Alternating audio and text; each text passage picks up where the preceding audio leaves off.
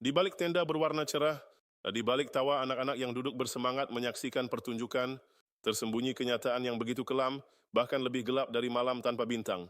Ini bukan cerita tentang badut lucu atau atraksi berani. Oh, ini adalah kisah nyata dan tentang sirkus yang lebih mirip penjara dengan penjaga berseragam senyum dan cambuk. Tahun 1967 hingga 1969 di Inggris, Mary Chipperfield, pewaris keluarga sirkus terkenal, bersama suaminya Roger Cowley dan penjaga gajah mereka, Michael Steve Giles, terbukti bersalah atas kekejaman terhadap hewan. Mary tertangkap kamera menendang dan memukul bayi simpanse bernama Trudy. Roger memukuli gajah sakit dengan cambuk, sementara Giles memukuli gajah dengan batang besi hingga 30 kali.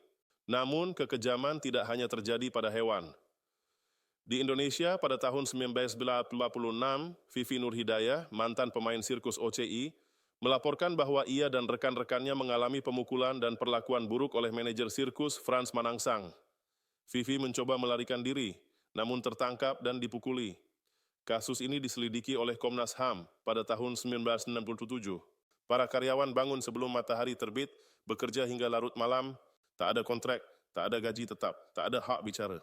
Makan hanya 2 kali sehari, tidur di gerobak kayu tanpa pemanas, bahkan saat musim dingin menggigit hingga tulang. Mereka yang cedera saat bekerja dibiarkan, mereka yang dianggap lamban dihukum. Hukuman yang bukan hanya fisik, tapi juga mental. Ada yang dipermalukan di depan penonton, ada yang dipaksa berjalan puluhan kilometer ke kota berikutnya sebagai bentuk pendidikan. Komunikasi dengan dunia luar dilarang, ponsel disita, surat disensor. Para karyawan dimanipulasi untuk percaya bahwa satu-satunya tempat yang menerima mereka adalah neraka itu sendiri.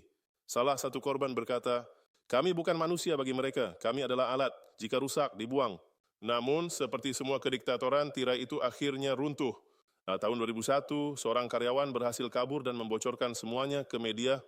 Polisi melakukan penggerebekan. Fakta-fakta mengerikan mulai terbongkar. Pemilik sirkus akhirnya dipenjara.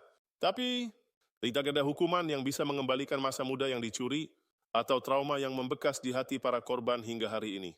Sirkus, tempat yang seharusnya menjadi ruang tawa dan hiburan. Tapi bagi sebagian orang, sirkus adalah neraka yang dibungkus gemerlap dan suara sorak-sorai. Ingatlah, tidak semua tawa datang dari bahagia.